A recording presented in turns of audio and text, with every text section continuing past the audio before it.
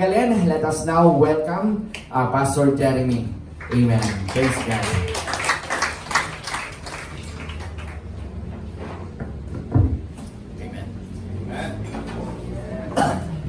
Thank you, Pastor, for that introduction. At magaytayaw ti Apo, pagkapsat. Amen. So, good morning po sa ating lahat. Morning. Yes, ang ganda po ng worship natin kanina. Thank you, worship team, for leading us doon sa presence ni Lord. Amen. Amen. Yes, we will declare, we will God see a victory. Yes. Amen. Yes. Madaydayaw ti Apo. Now, so let's go straight doon sa passage of scripture natin ngayon. Our passage for today is in Matthew chapter 21, verse 21 to 22. So, babasahin natin mga kapatid.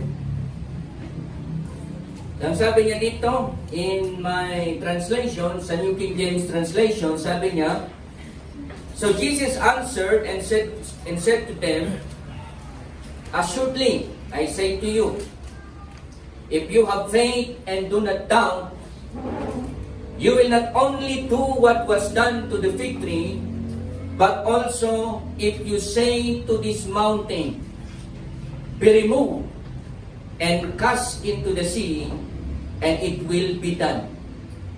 And whatever you ask in prayer, believing, you will receive. Amen. So praise the Lord for His word. So let's pray. Father God in heaven, we thank you. We thank you for this opportunity na kami po ay muling nag-gather sa lugar na ito. We thank you for the gift of life. We thank you for your blessing. And we just ask, Father, that as we will going to hear your word, Father, we pray that you would give us the understanding, the wisdom that comes from you, that we may be able to grasp yung mensahe na gusto mong iparating sa amin, Panginoon. Give us the receptive heart that we will receive every word that will come from you and will fill our soul in the mighty name of Jesus. Madaydayong ka po. Bless each one of us and even your servant whom you will use for today. I ask, Father, for your guidance, for your presence. Use me at your mouthpiece to speak to us, O God, in the mighty name of Jesus. This is what we pray. Unang tayo ti. Amen. Tayo ti ako. So, ang theme po natin for today is, ay sabi niya dito, if you have faith and do not doubt, you can say to this mountain, move from here to there and it will be done. So I like to center the message, yung salita po ng Panginoon doon sa word na to speak or to say, or in other term, yun po yung tatalakayin natin mamaya is using the word of God to speak to that mountain. Amen. Amen. Kaya, ang tema po natin this day is when faith speaks. Amen. When faith speaks. So lahat po tayo nandito, meron po tayong pananampalataya. Amen. The reason why kung bakit po tayo palaging pumupunta sa church, because we believe we have faith in God. We believe that God is here, and we believe that God is gracious, God is love, and God is our help. Amen. Amen. Kaya yung kanta po natin kanina, so very powerful. So faith can move mountain. So kaya, when faith speaks, mountain will move. Yes. Amen. Ayaw tiyak. So I like to start this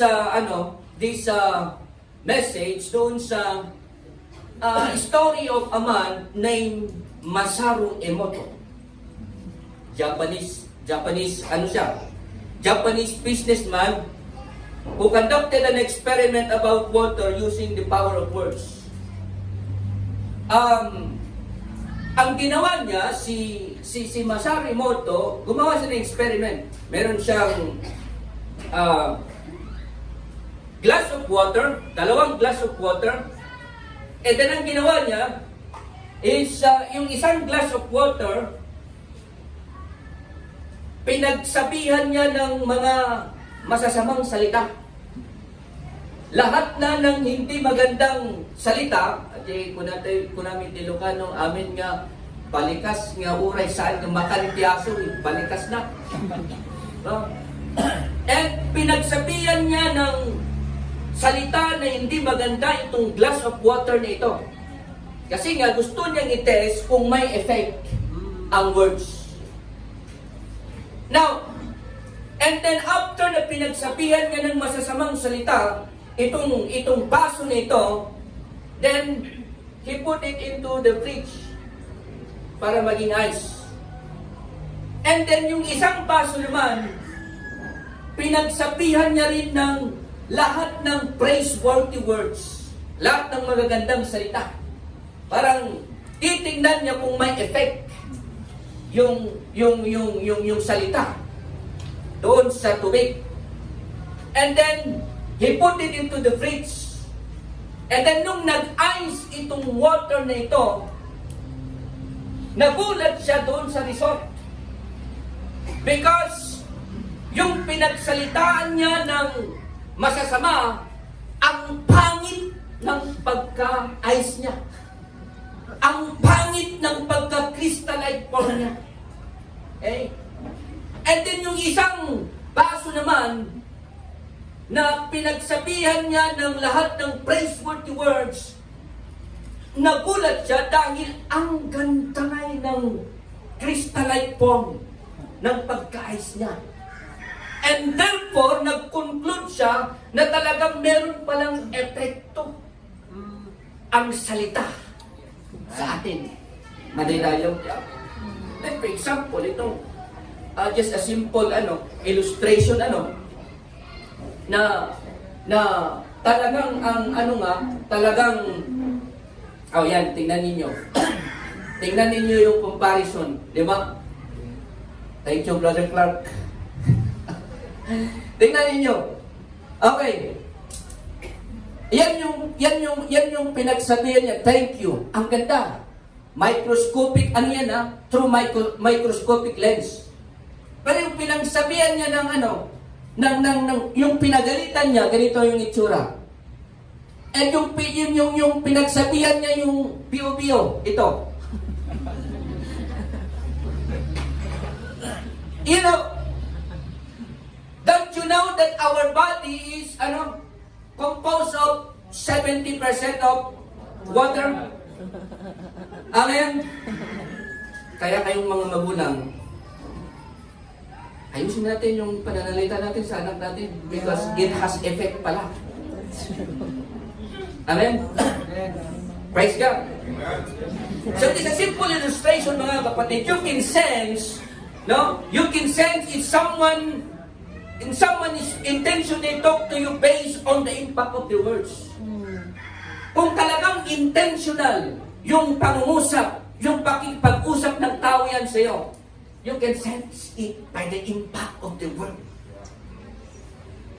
Parang you can always sense the intention of the person based on the impact of the words.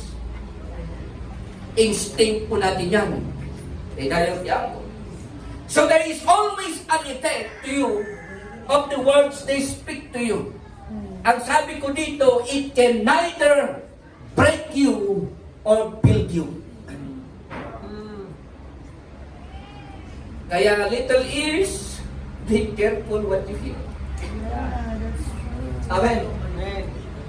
Kaya nga ang salita ng Panginoon, we practice to hear the Word of God. We practice to meditate on the Word of God. Anong sabi niya sa Philippians? Whatever is noble, praiseworthy.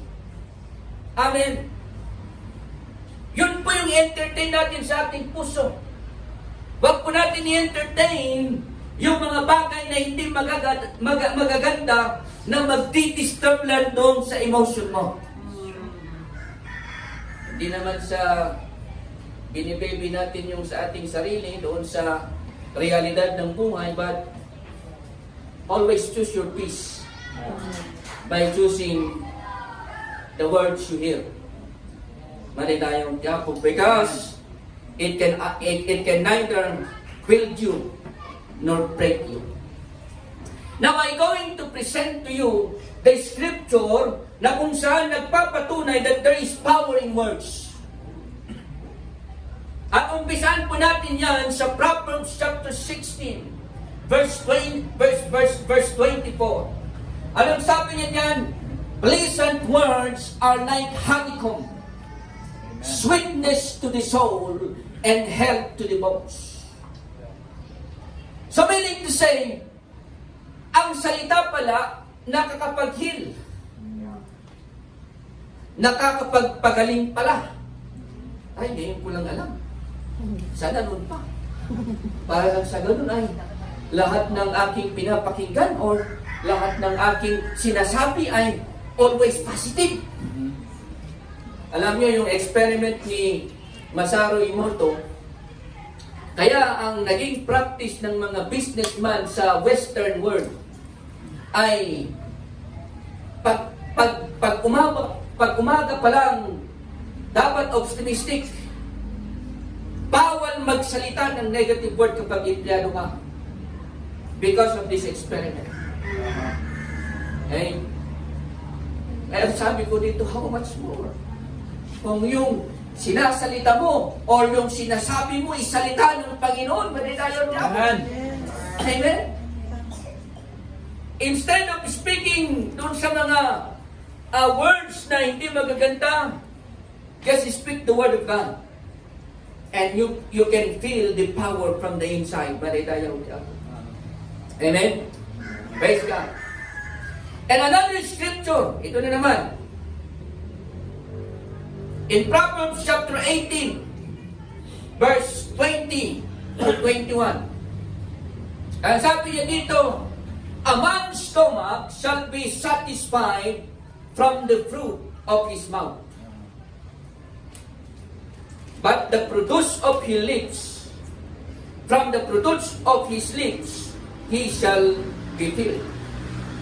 At saka niya sinabi, death and life is in the power of tongue.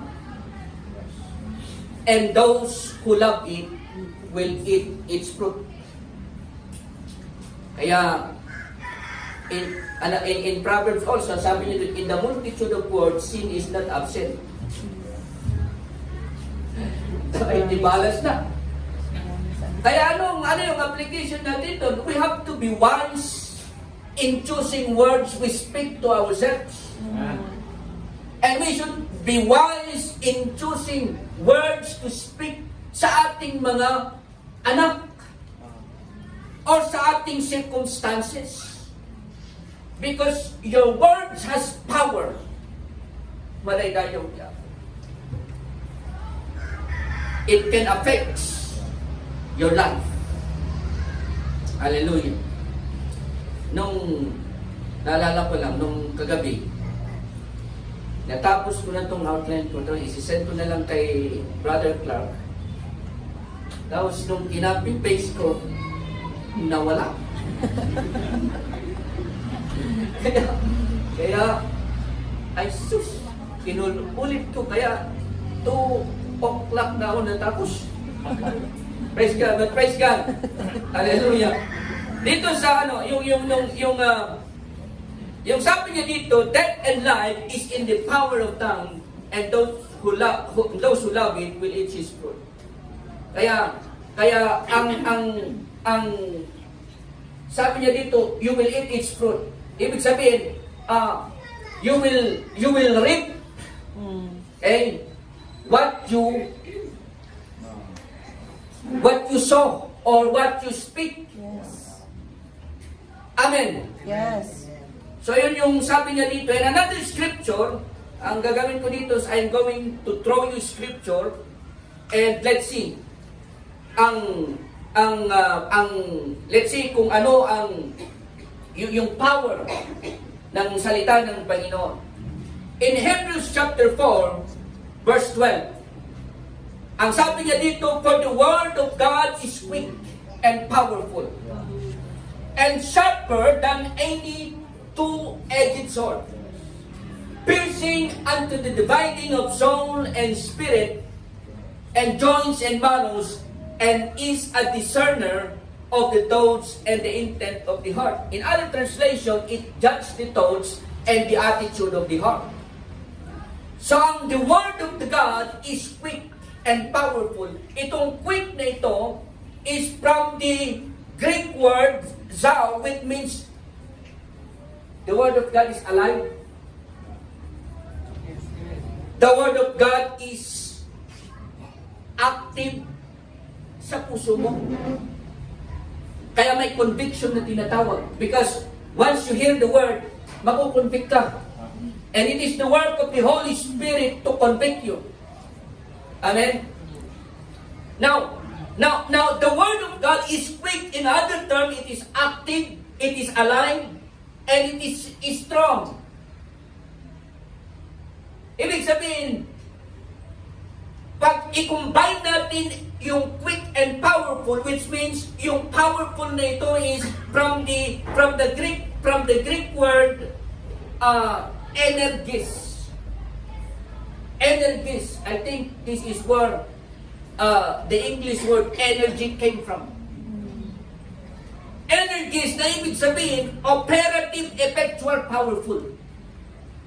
So ibig sabihin, the Word of God has the power to change your life if you just let the Word of God sink in from your heart and let it operate. Amen. Yung buhay mo. Maday tayong diyan. Amen? So it is effectual. It is powerful. Imposible po mga kapatid that after hearing the Word of God, after faithfully doing your devotion, after faithfully coming to church to hear from the Lord, at hanggang ngayon wala pang pagbabago sa buhay mo, imposible yan. Because I do believe that the Word of God itself has the power to change Amen. our hearts and turn us to repentance, that we may fix yung buhay natin sa ating paglilingkod sa ating Panginoon. Maninayaw niya. Hallelujah. And another scripture that we will see doon sa Bible is in Matthew chapter 4 verse 4. Everybody is familiar with this passage. Anong sabi niya doon? Man does not live in bread alone, but in every word that comes from the mouth of God. So, ibig sabihin, yung salita ng Panginoon is our spiritual food. Can you imagine yourself na hindi kumakain? Kung sa physical na ating katawan, kung hindi ka kumain ng 3 days, manghihina ka. And then, siguro abutin mo ng 30 days, 40 days, kasi si Jesus Christ, kasi si Elijah, nagpas sila ng 40 days, pero hindi pa naman sila namatay. Pero more than that, di ba? Pag hindi ka kumakain, ano yung mangyayari sa atin? Amen? So, ganun din po sa ating spiritual na pamumuhay. If the Word of God is our food is spiritual, it is very necessary, it is very important na mag-show po tayo sa church. Because this place is the perfect place for you to feed your soul. Amen. Yes, you can do your devotion sa bahay po natin kahit saan. But iba pa rin po mga kapatid yung ganitong setup where ang focus mo Yung lahat, alam mo yung lahat tayo ay isa yung intention. Na upang tayo ay magpuri sa ating Diyos and to receive and to hear from Him.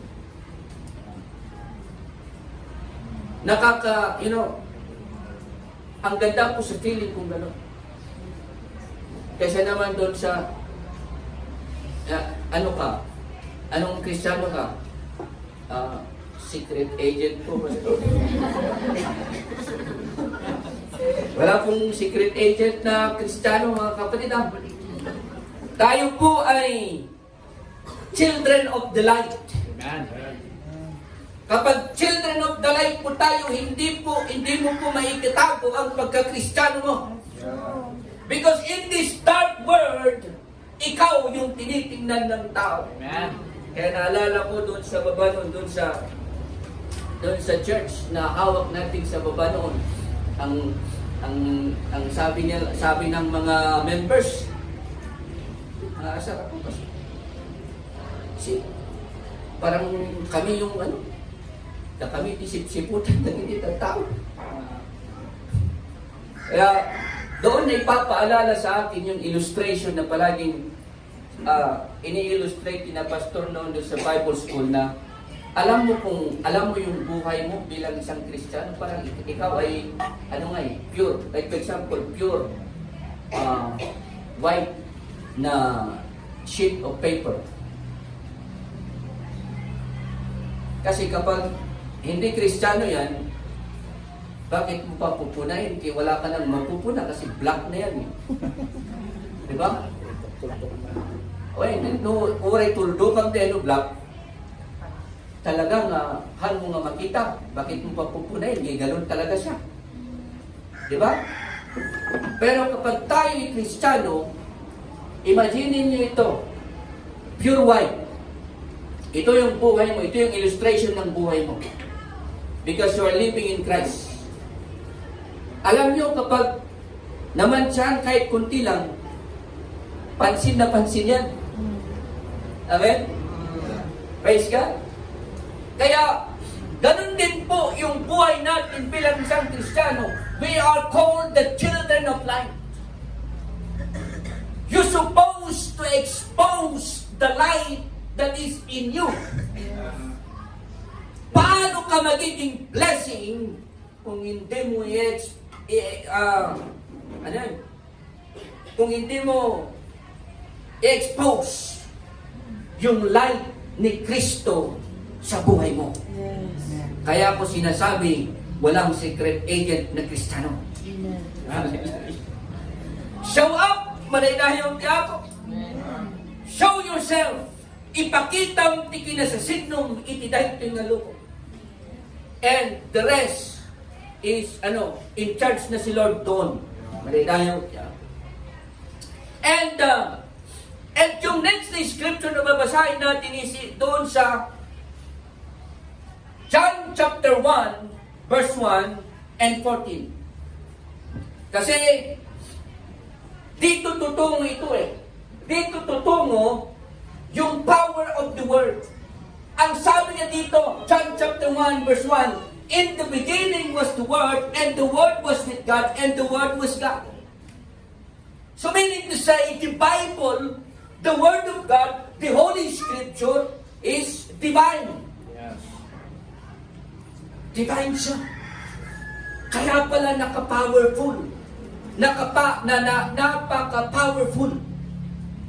May isang istorya na meron daw isang pastor, tapos meron isang pilosopong may isang pilosopong malakay.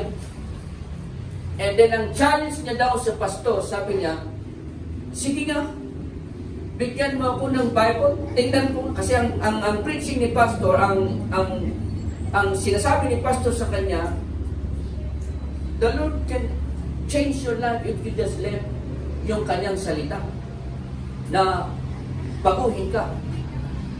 And then itong pilosopong matanda na itong sabi niya daw, sige nga, bigyan mo ko ng Bible, tingnan ko nga kung mababago yung buhay ko. Ganun daw yung challenge niya. Tapos, bago binigay ni pastor yung Bible sa kanya, tapos nag-pray sila, tatay, I want you to I want you and me to make a covenant. Na ibibigay ko sa iyo ang Bible na ito, pero babasahin mo talaga. Babasahin mo talaga. And to make the long story short, nung natapos na yung Bible, na born again yung mga talaga. Amen? Amen. And that is the power of the Word. If you genuinely seeking yung katotohanan mula sa salita ng Panginoon, babaguhin niya talaga yung buhay mo. Yes. Huwag lang maging kalus yung puso natin. Kasi kung maging kalus yung puso natin, kahit alam mo yung katotohanan, hindi mo pa rin siya susundin. Information lang sa iyo. Alam mo bang ganito? Oo, alam ko. Di ba? Pero yung bunga sa buhay natin, hindi nakikita. And dito sa scripture nito, the word is divine. And according to this, the word was God. And in verse 14, anong sabi niya doon? And the word became flesh and made his dwelling among us. Amen. And his name is Jesus. Yes. That's why the scripture, the entirety of the scripture, lahat ng mga ito is pointing only to into one direction. And that direction is the Lord Himself. And He's the fulfillment of the law, He's the fulfillment of the prophets, and He's the fulfillment of the writings. Kaya using the name of Jesus, when we have the Word of God, we have the authority, we have the power.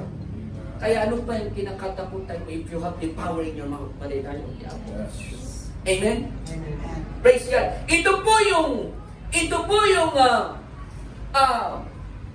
blessing sa atin mananampalataya. Because you have the power to speak life and death. But please, choose to speak life over death. Amen. Amen. Praise God. Hallelujah.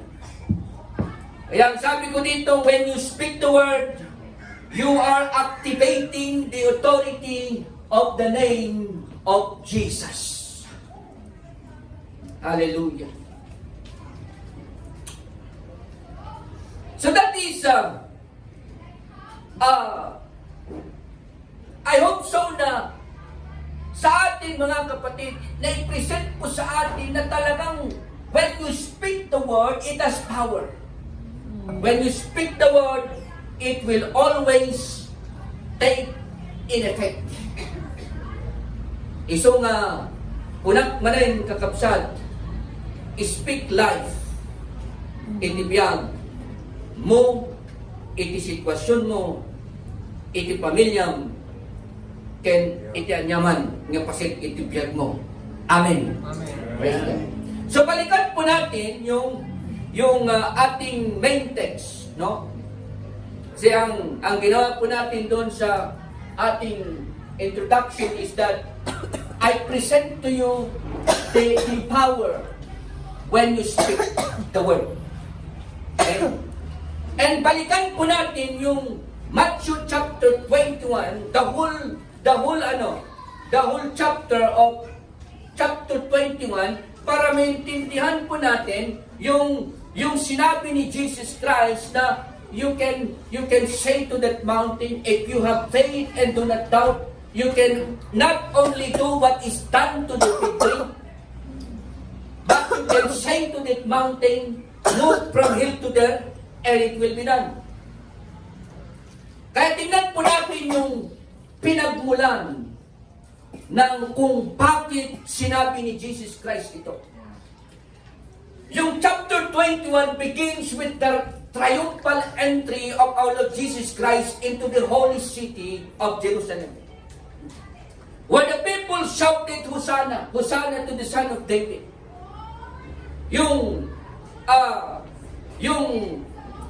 It was the welcoming of the Lord into the holy city. Na kung saan itong mga taong ito ay ina-anticipate nila kasi maybe kunada this is the most awaited moment to behold our Savior entering the city. Okay? At ang assessment ko sa mga taong ito kasi during the crucifixion of Jesus Christ, nasaan sila ngayon? When yung tinatrial sila ng mga Pariseo. Amen? Bakit wala silang nag-show up?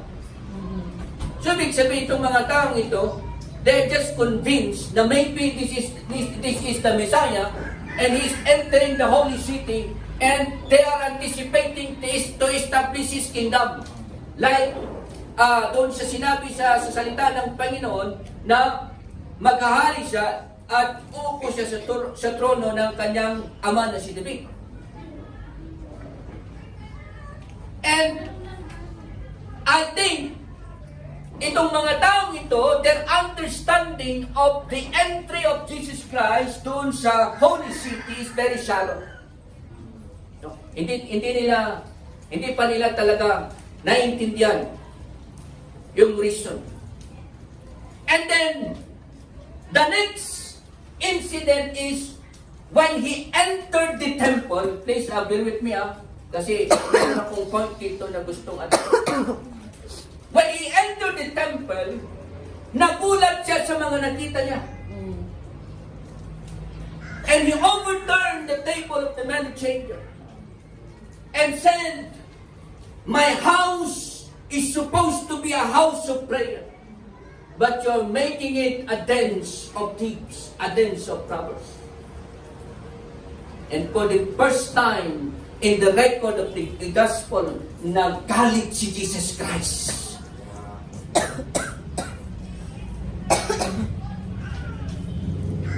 He drove out the people inside the temple. And yung condition ng mga tao doon sa templo, yung condition of the people of Israel, which ang purpose na kung bakit si Jesus Christ ay pumasa kanila is to restore them, to redeem them. So sabi niya, I came to the Lordship of Israel. Sabi niya, yun yung claim niya. At puti na lang merong grace ang Panginoon at na-extend yan sa ating mga Gentiles. Praise God. Now, when He entered the temple, ito yung nakita niya.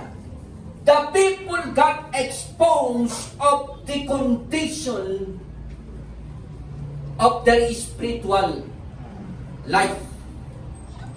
Na yes, they are in the temple. Yes, they are in the temple. Pero anong ginagawa nila? Nagbi-business sila sa loob ng temple.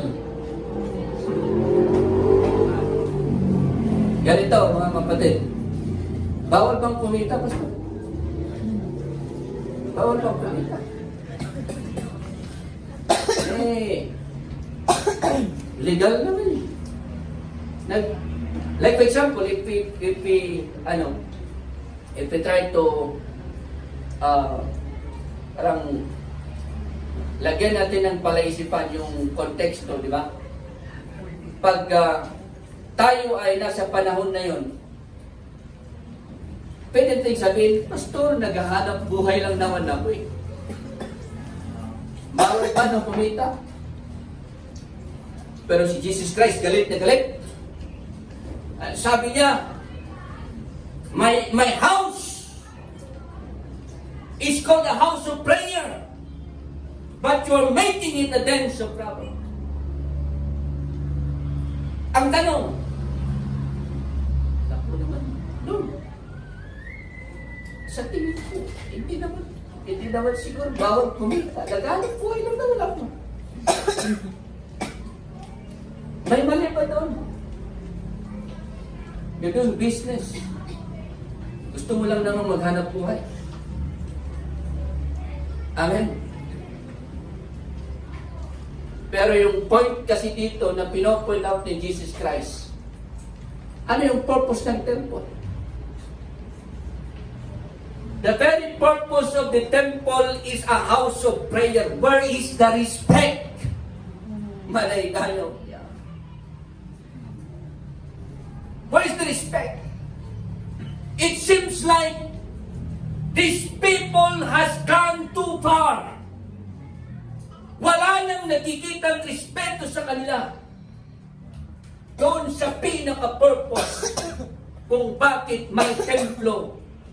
Na ang templo is supposed to be a house of prayer. A house where they can seek help from God. A house where they can seek God in the presence of God. Amen. Malay tayo. In the New Testament, in the letter of Paul to the Corinthians, don't you know that you are the temple of the Holy Spirit? Therefore, honor your body. Honor God with your body. Malibang ang katawan ko ay gamitin ko sa kung ano-ano. Katawan ko naman ko. But Paul said, sabi niya, remember that you are bought with a price. Amen. Hindi po maling gamitin ang buhay natin kasi nga sa New Covenant in the New Testament sa ating panahon ngayon, we are now called the temple of God. Yes. We are the temple of the Holy Spirit.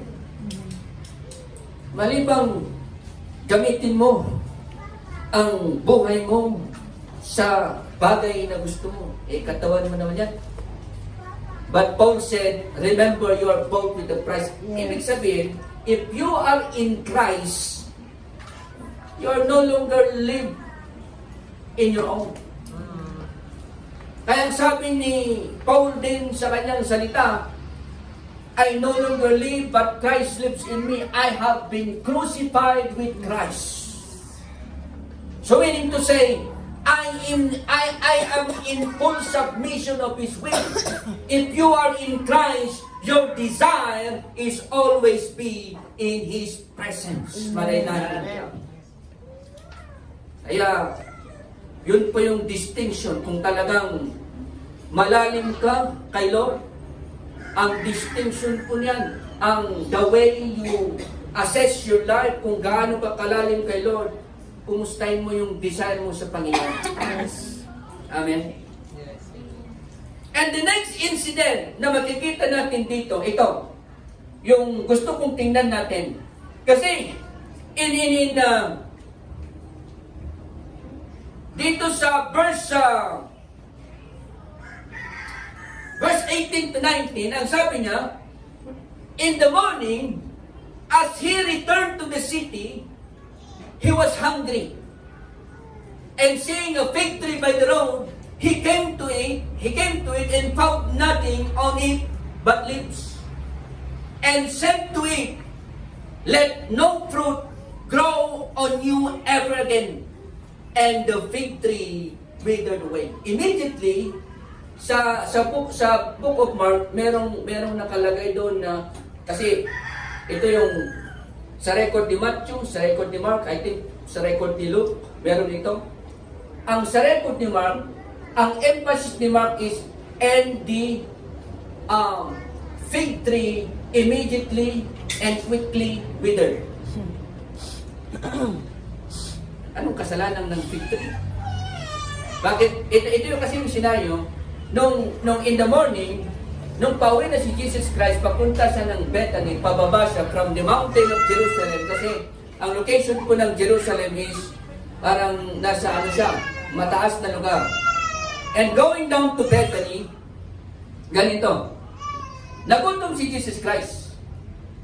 And then nakakita siya ng fig tree. tiningnan niya kung may bunga, walang bunga. And he cursed the fig tree. May you never bear fruit again. And the fig tree quickly withered. Napapatanong ako, nung binabasa ko ito, anong kasalanan ng fig tree? What if hindi na season na mag-bear ng fruit? Like for example, kung mangga ito sa Pilipinas, ang season ng mangga na pamumunga ng mangga, March to May. Yan yung typical na season, malaksig in-spray natin ni mangga. At bunga ti December. But, yung season ng mango dito sa Pilipinas is from March to May. Yan yung, kasi mainit. Yun yung season ng mangga. Dito sa incident nito, nung dumaan si Jesus Christ, nakita niya yung fig tree, tinignan ko may bunga, tapos sabi niya, nung wala siyang nakitang bunga, sabi niya doon, let no fruit grow on you ever again. Kaya napapatanong ako, paano kaya kung hindi niya season ito na namumunga? But you know what? The scripture is revealing something deeper to us Yes. in the spiritual sense. Gustong ipakita ni Jesus Christ, parang ginawa niya itong illustration. I will say the word illustration. He illustrate yung dealings niya. Kasi, ang sabi ni Jesus Christ, tinignan niya yung fig tree. According to the passage of Scripture, your life, my life is like a tree. Psalms chapter 1. Our life is likened into a tree. And this tree represents us. And this tree represents the people of Israel. Nakita niyo yung condition ng mga tao ng Israelita dito sa chapter na ito? Parang, yes, they praised Jesus, they said, Hosanna to the Son of David, pero na-crucify si Jesus Christ, nasaan sila? Ibig sabihin, shallow yung kanilang pananampalataya. Nung pumasok sa templo, ano yung nangyari? Nagulat si Jesus Christ because the purpose of the temple ay hindi yun yung ginagawa ng mga Israelita. And you know what? I'm very proud to be a part of this church because our pastor, our leader, is demonstrating to us the way. Hindi sa pagko-compare, but you know, there are churches na para bagang kulang na lang sasabihin nila na bakit ginagawa nilang business. Amen. Amen. Yung pastor gusto nilang pagkakitaan yung mga membro. Give me your tithes. But, you know, the way they lead us, the way they pastor us is, they are making a model. They're showing us how it is. Pure service. Maligayang tiyak. Kaya po, yung condition ng mga taong ito na expose at yun yung gustong bigyan ng emphasis ni Jesus Christ on this illustration na kung saan may you never bear fruit again. Bakit? You know the truth, but you has no fruit. You have no fruit. Hallelujah. Basahin natin yung scripture. Basahin natin yung scripture. Matthew chapter 7, verse 17 to 20. Anong sabi niya dyan? Verse 17. Even so, every good tree bear good fruit. And a bad tree bear bad fruit. Meron pong dalawang klase ng puno. Yung puno na nagbubunga ng maganda at puno na nagbubunga ng mabuti. And according to the scripture, ang illustration po ng scripture sa buhay po natin is like a tree. Amen? Amen. Ituloy natin verse 18. A good tree cannot bear bad fruit. Sabihin mo nga sa buhay mo, are you a good tree? Amen. If you're a good tree, you cannot bear bad fruit. Nor a bad tree bear good fruit. And then verse 19. Every tree that does not bear good fruit is cut down and thrown into the fire. Nakamamak. One day, mga kapatid, God will make an accounting on us sa buhay po natin. We will appear before the judgment seat of Christ, and He will judge us according to what we have done. Hallelujah. Hindi ko sinasabing hindi ako nagkakas ng judgment sa atin but I am just showing you yung danger. Kasi yun po yung illustration of Jesus Christ. Maliwanag po na sinabi dito, every tree that does not bear good fruit is cut down and be thrown into the fire. So meaning to say, kung totoong mananampalataya ka, meron makikitang bunga. At kung walang nakikitang bunga sa iyo, nakabaybayag ka dito yung nag-church, ay, mag-isip-isip po tayo. Because God is a righteous God. God is a God of justice. He will not tolerate yung mga bagay-bagay sa buhay po natin na hindi natin naisusuko sa Kanya. One day, you will be exposed. Hallelujah. And then, sabi niya, verse 20, sabi niya dito, therefore, by their fruit, you will know them. You will recognize a true believer. You will recognize a genuine Christian believer by their fruit. Madaydayaw ti ako. Amen ko naman. Ako yun ko naman. Hallelujah. Praise the Lord. Kaya, ang issue dito, mga kapatid, is that, ang issue pala dito, why Jesus Christ goes to fig tree is because of unfruitfulness. Amen. Unfruitfulness. Now, the question is sa ating mga mananampalataya, ito yung tanong. Ngayon, paano tayo maging fruitful ngayon? Kasi ang buhay naman natin is,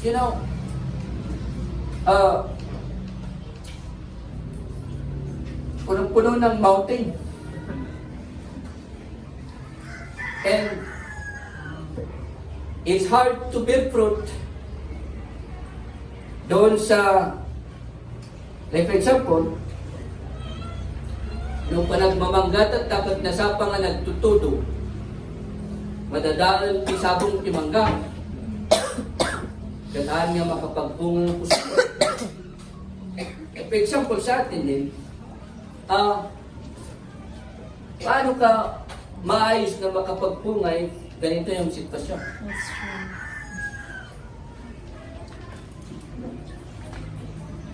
Ito, like example lang ito Parang ako, nayata yung pinakamalas na. Bakit ganito nga nangyari sa buhay ko? Hindi ko maintindihan. So parang, yung the feeling of unfairness, it's very unfair. Bakit ako na ipanganak ng ganito? Bakit sila ganito? Ako ganito? Ang hirap kaya mag-bear fruit. Tapos Kristiyano ka. Di ba? Di ba, Brother Tek? Bakit nung Kristiyano ko mas lalong But you know what? God is teaching us something. Yes. God is showing us something much deeper in the spiritual. Yes. Amen. Hallelujah. And ito yung sagot na. If ang issue doon sa fig tree is unfruitfulness, ngayon, tinanong ngayon ng kanyang disciple, now sabi niya, why do the fig tree wither so quickly? Yun yung specific na tanong ng mga disciple. Ang issue ng fig tree, unfruitfulness. And ang tanong ng mga disciple niya, why did the fig tree wither so quickly? Alam niyo yung sagot ni Jesus, pag sumagot si Jesus Christ, talagang mapapaisip ka talaga eh. Diba sabi ni Jesus Christ? If you have faith and do not doubt, you can ano sabi niya? If you have faith and do not doubt, sabi niya, you will not only do what was done to the fig tree. Akala ko ba yung subject yung fig tree? Tapos tapos you will not only do what was done to the fig tree, but you will say to this mountain, be removed and cast into the sea, and it will be done. So meaning to say, ito yung number one point ko dito. Ang issue pala sa atin is unfruitfulness. Therefore, kung gusto mong maging fruitful, ang unang sinabi ni Jesus Christ, have faith and do not doubt. Do not doubt. Have faith. Malay tayong diabo. Amen. Pero ang tanong dito, to whom? To yourself? Have faith in yourself. Believe in yourself. Diba? Meron yung, natutuwa ako kapag ini-imagine ko yung illustration na dahil sa kakarinig na ng motivational speaker, tumalon sa bangin kasi ang dahil sa motivation ng mga motivational speaker, ang naniwala siya na kayang-kaya niyang talunin hanggang sa kabilang dulo. Ayaw tuloy nung tumalon. Kasi sabi ng mga motivational speaker, believe in yourself. Diba? Pero, ang sinasabi niya dito, mga kapatid, if you have faith and do not doubt, meron pong subject ito. The subject is God. To whom? Amen. Yourself? Your neighbor? Your husband? Your wife? Believe. Have faith in God. Amen? Ito. Gusto ko siyang i-connect doon sa ating relationship sa ating Panginoon Yesus. In Romans chapter 9, verse 10, verse 9 and 10, ang sabi niya dito, if you confess with your mouth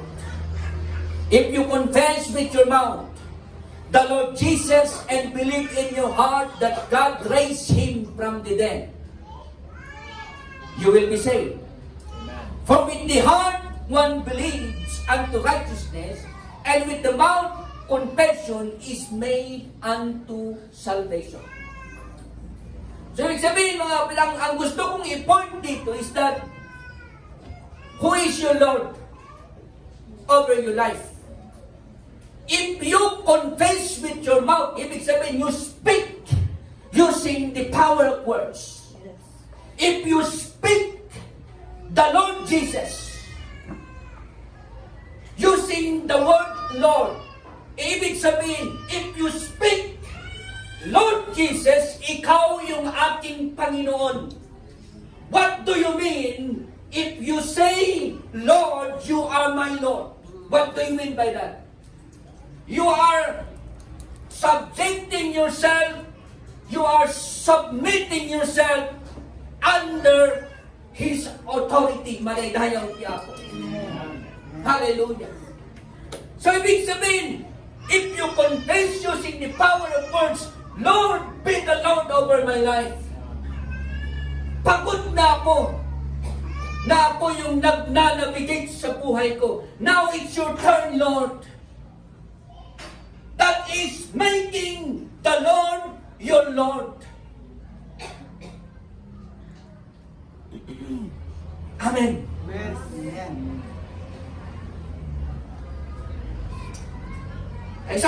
ito, your genuine relationship with the Lord, as you make Him Lord over your life, is all where it begins. Amen. Transformation,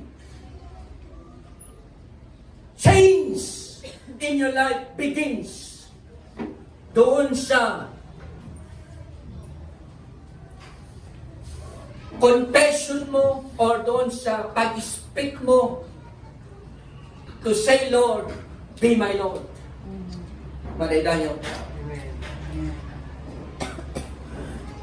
Ang sabi ko dito, check yourself. Is He really the Lord over your life? Amen? Siya ba talaga nasusunod sa buhay mo? Or yung kalooban mo ang nasusunod sa buhay mo? Pero sometimes, yung reality sa buhay na ito, pag kahit yan na nanalangin tayo, Lord, let your will be done. Wala tayo, no?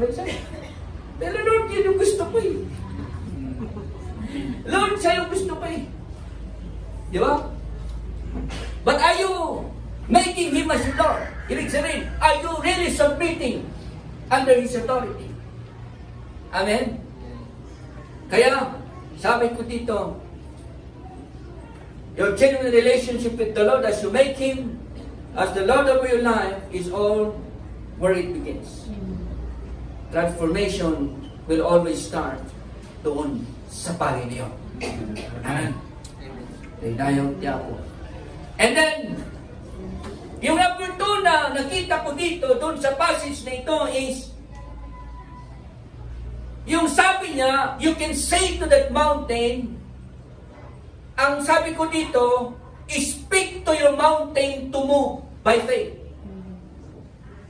So, yung word na sinabi ni Jesus Christ, say to that mountain, in other words, speak to your mouth. Speak from your mouth, let your ears hear you.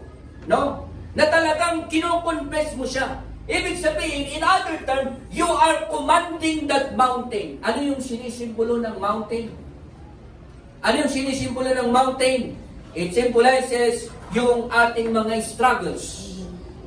It symbolizes yung ating mga difficulties. It symbolizes yung ating mga obstacles sa buhay na ito. And all kinds of problems. Itong mountain na ito. Can you imagine your mountain for now? Na-imagine mo ba? Ano yung mountain mo ngayon? Okay? Now, na parang bagang yung mountain na ito, parang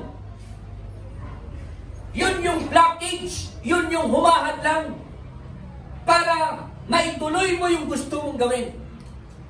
But especially when it comes sa ating paglilingkod sa ating Panginoon. Ang dami po natin gustong gawin.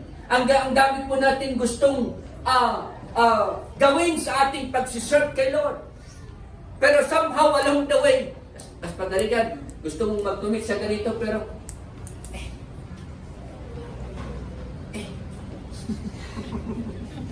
nahirap. Kasi marami po tayong katotohanan yan, marami po tayong mountain, marami po tayong obstacle, marami pong struggle. Di ba? But the word of the Lord says, speak to the mountain. Ibig sabihin, you have to command that mountain. Na-present po kanina yung power of words. Why not use it? Sabi ni Jesus Christ, say to that mountain. Spiritually speaking, ito yung mga difficulties, struggles po natin. Speak life over your mountains of life. Malayayang tiyabo. Ang sabi niya dito, speak, command. Hindi niya sinabing entertain. Hindi niya sinabing matakot ka. Hindi niya sinabing, oh, bayaan mo dyan. Nagdakal lang dito, wala akong paki. Pero habang nandyan yan, ay talagang mababother ka talaga. Diyak lang ako, nuhang ka masikuran. Pero habang nandyan yung mountain na yan, talagang nakakabother talaga. But when you speak to that mountain according to Jesus Christ, you speak to that mountain with faith in the name of Jesus, and that mountain will be moved. Malaytayong tiyapo. And even sinabi ni Jesus Christ, speak to that mountain to throw itself into the sea, and it will be done. You have the power to command your circumstances. Ina-exercise ba natin yun? Let us, ito yung challenge sa atin. Let's exercise to speak Yes. positive sa ating circumstances. Let's exercise to speak yung kalooban ng Panginoon. Like for example, may utang ako ngayon. Lord, you said in your word, mayaman ka. Lord, you said in your word, I will become the lender, not the borrower. Amen. Why not if you speak every day? Gawin mong experiment yan. Every day, when you wake up in the morning, Lord, I am blessed. Lord, I am not in distress. Lord, I am not stressed. Lord, I am happy. Lord, this day will become a blessed day. Malaytayong Diyos. Why not if you exercise the power of words from your mouth using the word of God in the authority of the name of Jesus, I believe Amen. your day will never be the same again. At dahil pa nagbalbalo na, malaytayong Diyos. So the authority was given to us. Just speak life over your circumstances. Speak grace. In other terms, favor sa buhay mo. Hallelujah. In the name of Jesus. And the last point that I'm going to share is you have to declare it by prayer. Ang sabi niya doon sa last passage of the scripture na ating pinasa, sabi niya, when you ask, whatever things you ask in prayer, believing you will receive. So meaning, whatever you ask in prayer, believing, naka-future tense siya. Diba? Believing, you will receive. So ibig sabihin, pinagpipray mo pa lang, clinic-claim mo na. Amen? Amen. So ibig sabihin, when you pray, do not pray as if nagdadalawang isip si Lord na sagutin niya yung panalangin mo. When you pray, believing you will receive what you ask in prayer. So ibig sabihin, if what you are asking sa ating Panginoon is ayon sa kanyang kalooban, ngayon pa lang pinagpipray mo, believing you will receive. Amen. Amen. Yung testimony ni na Madam Jasmine kanina na pinagpipray nila yung kapamilya na nagitay, when you pray for them, para pagtitingnan mo, for example, yung uncle ko nga kaslangay ko, yung nawala sa isip, tapos 2 years siyang nag-suffer na gano'n. Wala siya sa isip. Agmalmalang magkaskastoy. Tapos nung damagam ka, musta nga yung kayo, kanya nga ti panunod mo, nakawaw ti panunod ko po na. Parang wala daw laman yung isip niya. Tapos, 2 years na, pag bumibisita ko sa amin, maraming mga pastors bumibisita ka siya, nagpipray sa kanya. Tapos, parang walang nangyari. Kahit ako, dumating sa point na, nung kinakausap ko siya, tapos ina-encourage ko siya, tapos after that, bago ako, I always make sure na bago ako aalis doon sa bahay nila, is magpipray kami. At dumating sa point na parang yung mag-pray ka na kung tingnan mo yung situation parang wala nang pag-asa. Pero still, you have to speak faith. Normal po mga kapatid na pag tumitingin ka sa situation may parang walang parang wala kang makikitang liwanag. Kasi kung titingnan mo talaga, kung magbabase ka doon sa mismong situation, ganun talaga yung mararamdaman mo. But no, wag mong itolerate, wag natin itolerate na ganun. But we have to speak life, manaydayan siya. We have to speak life in prayer. We have to declare, we have to claim it in accordance to the will of God through His Word. In the authority of the name of Jesus. Manaydayan siya. Eh, sabi niya si John chapter 14 verse 12 to 14, sabi niya, most assuredly I say to you, he who believes in me and the work that I do, okay, and the work that I do, sabi niya, because I go to my Father, and whatever greater and greater works than this will do, because I go to my Father. And whatever you ask in my name, that I will do it, that the Father may be glorified in the Son. And if you ask anything in my name, I will do it. Pero notice po yung preceding verse niya, yung sinabi niya na, he who believes in me, the work that I do, he will do also. Alam niyo yung the way Jesus performed miracles. He lay hands into the sick and the sick get well. He opened the eyes of the blind. He strengthened the lame, the feet of the lame. Okay. Lahat ng mga miracles na yun na ginawa ni Jesus Christ, He fed the 5,000 using only 2 fish and 5 loaves. And then, sabi ni Jesus Christ, ito yung assurance niya sa kanyang mga disciple, ito yung sinasabi niya, if you just believe in me, sabi ni Jesus Christ, you will also do these things that I do. At saka niya sinabi, ito yung assurance na sinabi ni Jesus Christ, whatever you ask in my name, I will do it that the Father may be glorified in the Son. Amen. Inulit niya na naman, verse 14, if you ask anything in my name, I will do it. Merong repetition of words doon. Ibig sabihin, talagang seryoso si Jesus Christ. Amen? Ay, ano po yung hinihintay natin, mga kapatid? Speak life. Amen. Amen.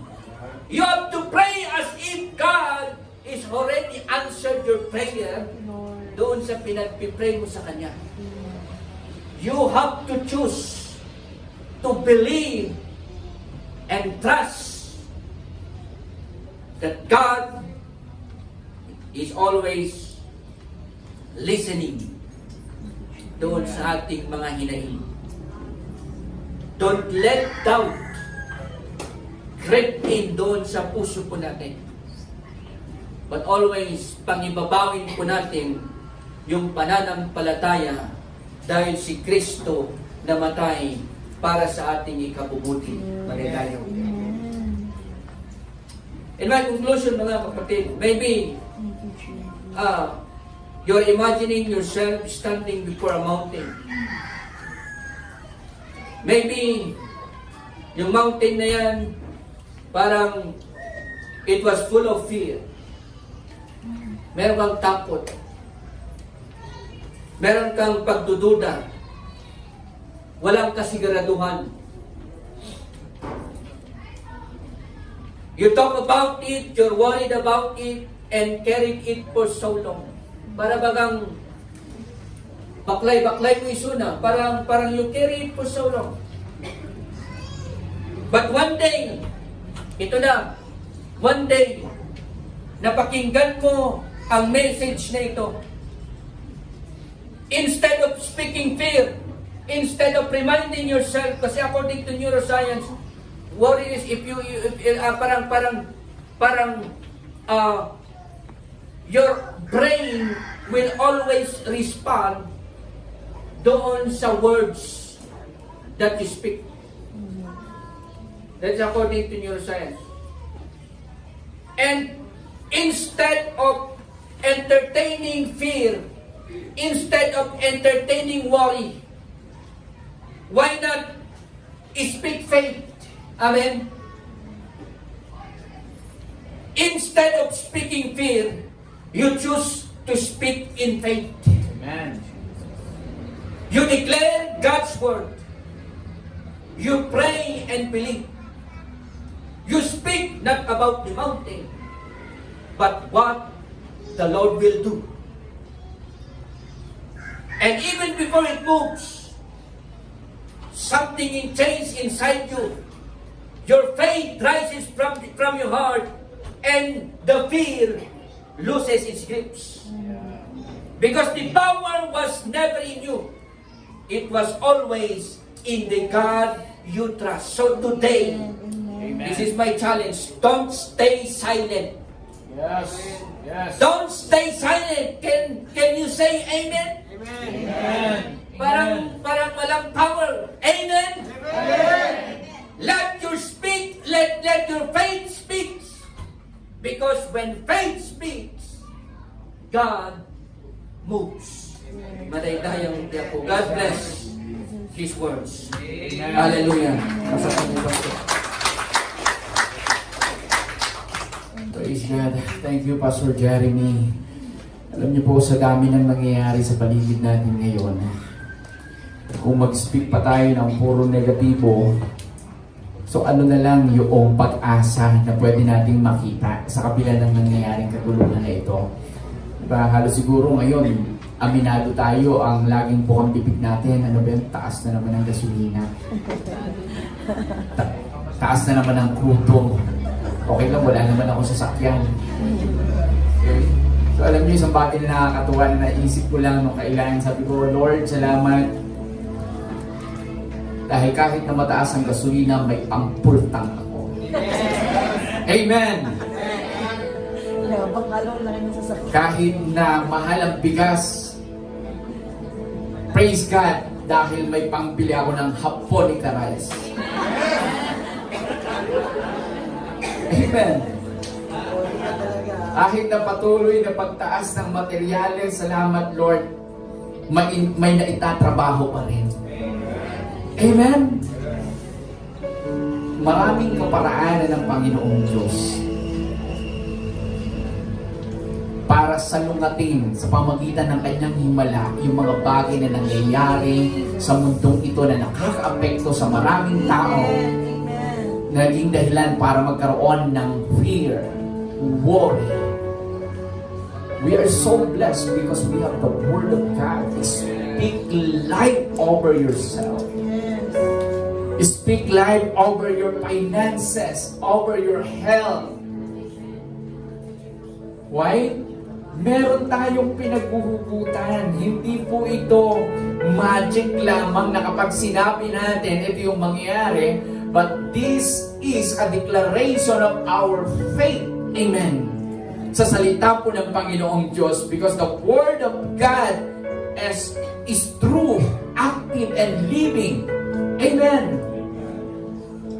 Wala tayong makikita na itinuro po ng Bible na mag-speak tayo ng mga negatibong bagay. Negatibo na ngayon nangyayari at wala pong sinabi ang Biblia na okay, may magandang hindi magandang nangyayari sa buhay mo ngayon. Kaya, sige, meditate mo kung ano yung mga bagay na hindi magandang nangyayari. At the same time, yun lagi yung sabihin natin. Hindi po sinabi ng Bible. We cannot experience miracle from God kung sa sarili lamang po nating pananaw at pagkaunawa, haharapin yung mga circumstances ng buhay. Harapin po natin ito sa pamagitan ng pangako ng Panginoong Diyos. Kailangan po natin magtiwala at manampalataya. Amen. Tumayo nga po tayong lahat. Learn to speak life to those people who are discouraged. Amen. Learn to speak life sa ibang tao. Hindi lamang po sa sarili natin. Pag-uwi po sana natin ang bahay mamaya, Lord, yung mountain ng struggles at problema na kinaharap ko ngayon, pwedeng mamove ito dahil doon sa declaration ng aking pananampalataya sa pamamagitan ng salita ng Diyos.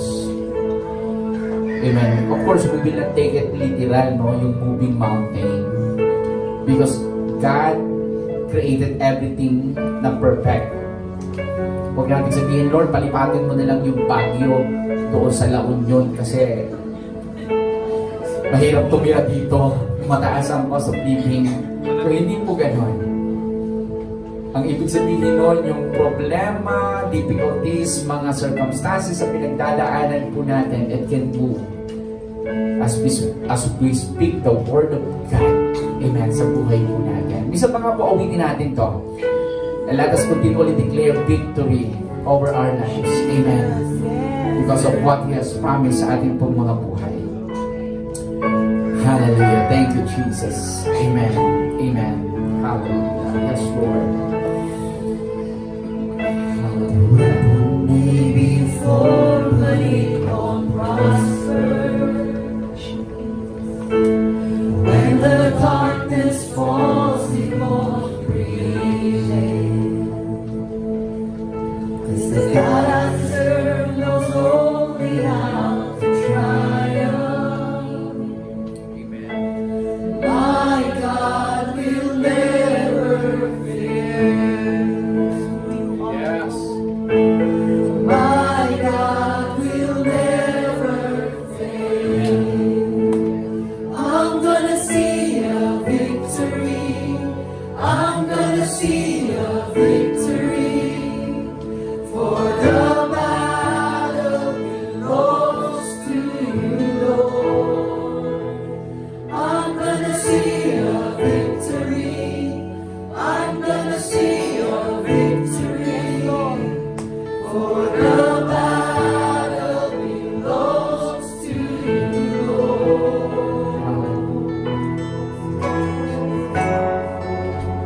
Come on, let's worship the Lord.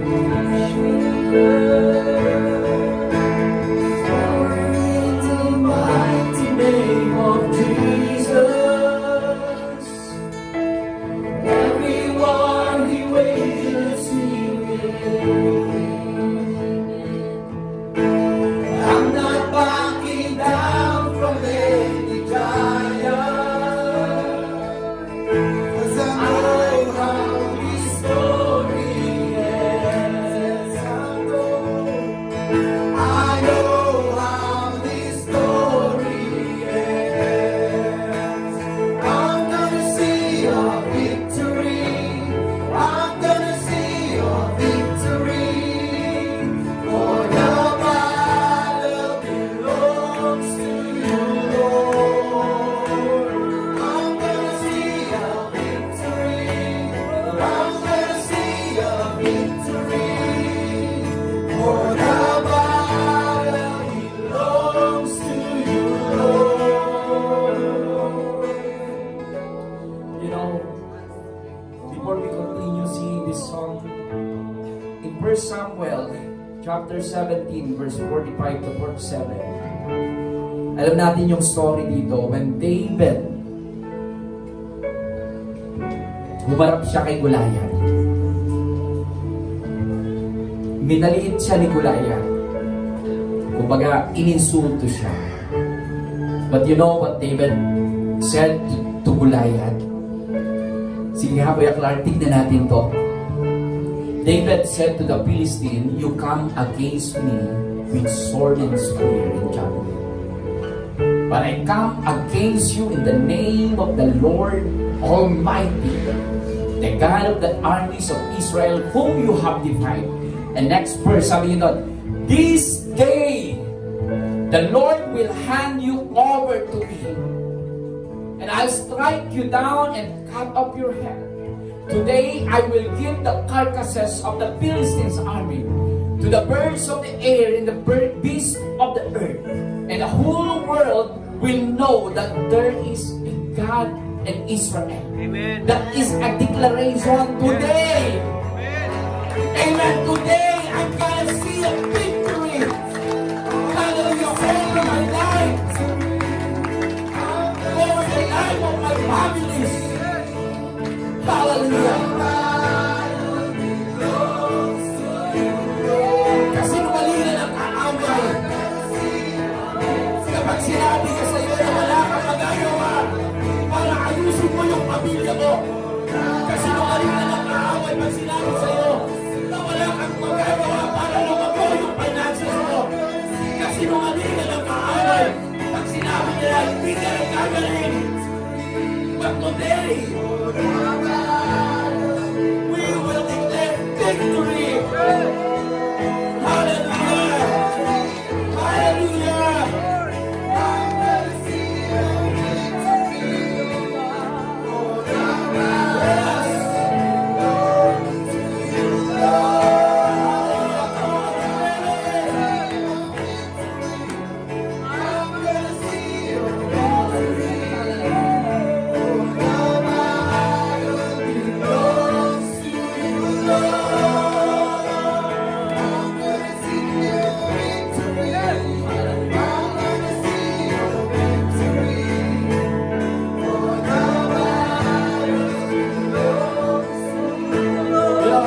We want to take this opportunity. Some of you really need prayer today. We will ask you to come forward and we will pray for you.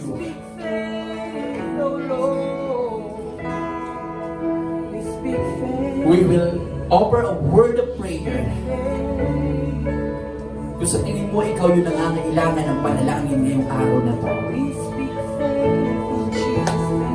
Huwag tayong maniwala basta na lamang sa kasinungalingan ng kaaway. Let's continue to declare victory over our lives. Hallelujah.